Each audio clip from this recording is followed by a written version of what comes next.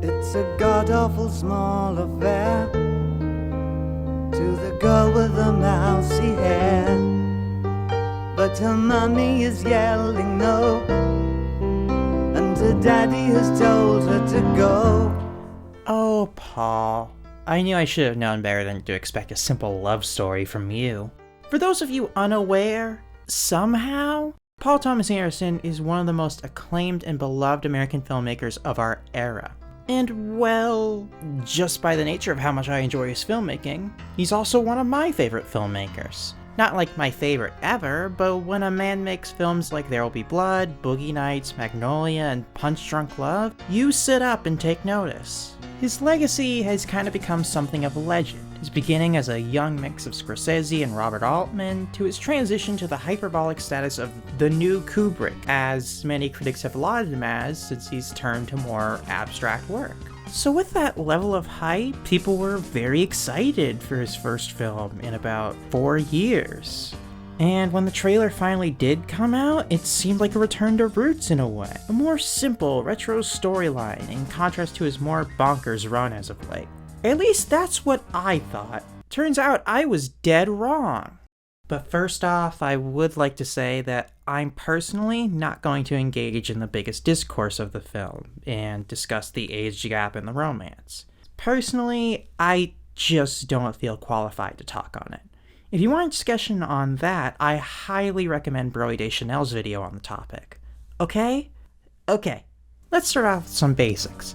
Alana Haim and Cooper Hoffman are fantastic in their first ever film roles, each demanding so much attention the second they walk on screen. And Benny Safdie, Harriet Sansom Harris, the rest of the Haim gang, Tom Waits, and Skylar Gisondo fill out a memorable ensemble that always stood pace with those stars.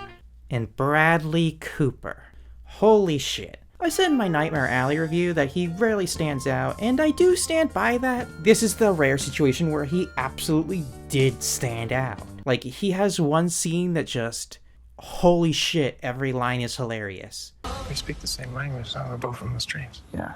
By the way, that's a real fucking thing John Peters said to Kevin Smith. After a while, I'm done. He's just nodding, looking at me, nodding. He goes, "You know why you and me are going to do a good job on Superman?" And I said, "Why?" He's going, "Because you and me, we get Superman. You know why?" I said, "No." He said, "Because you and me, we're from the streets." Hell, this whole film is pretty damn funny.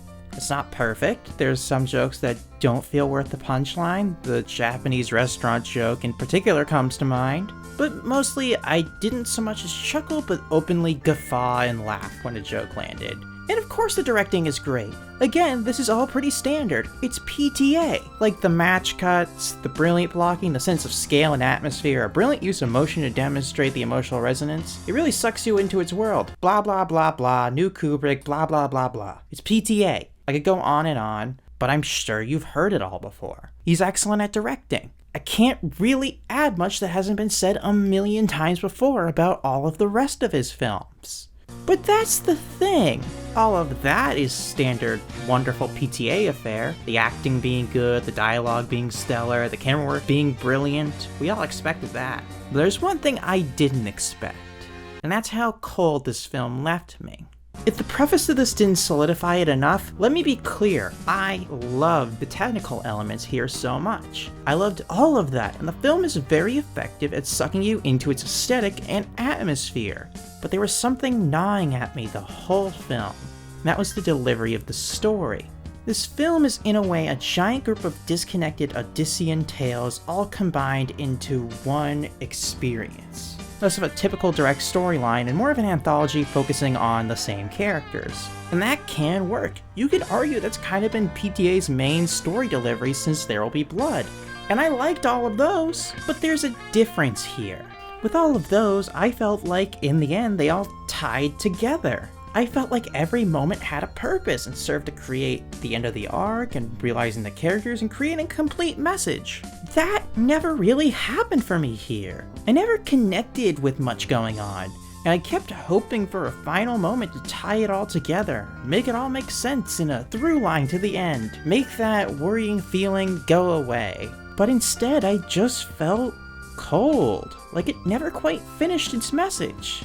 I mean, with the other PTA films of this era, There Will Be Blood, The Master, Inherent Vice, Phantom Thread, while they could have discordant plot elements, by the end, they all felt tied together, if not in a literal plot progression, in a thematic progression. But I never formed that emotional connection here with Licorice Pizza. Instead, I found myself wondering if there even was a grand thematic element here. I felt lost trying to understand what I was even supposed to take away. And I want to be clear, this is a me issue. But that's the thing with a film delivered in this way. It depends on how the audience responds on an emotional level for the story to have meaning. And well, I didn't get that payoff here emotionally. I could vibe with the aesthetic and understand the emotions in the tone, but never did the story itself have that impact. I think it would be lying if I were to say otherwise. And as stated, his prior films did have that effect on me, despite having a similar structure. I just kept waiting for the film to click into place, and then it just ended. So then it all crumbled like a Jenga tower. This connected story that could have meant something now was just uneven to me. The moments of bleeding together just felt under-realized. And I couldn't for the life of me find a solid message that wasn't just me guesstimating what it was trying to do. Like, I felt like I almost got it, but never felt tied in a bow to me, so I just felt left in the dark. So in a way, I get why it's so beloved, despite my difficulties with it. You all had an emotional connection with it, I just didn't. And that's fine. The text just never hit me. This is very much a film that could grow on me, and I might even find myself loving it one day if it hits me in the right way. But now I'm just left justifying why a film that did so much right couldn't land right in the element that mattered most, the text itself. And in the end, I wish I could have walked away not feeling so lost. Again, maybe I'll return and love it, but until then, Paul Thomas Anderson's Licorice Pizza gets a 6 out of 10.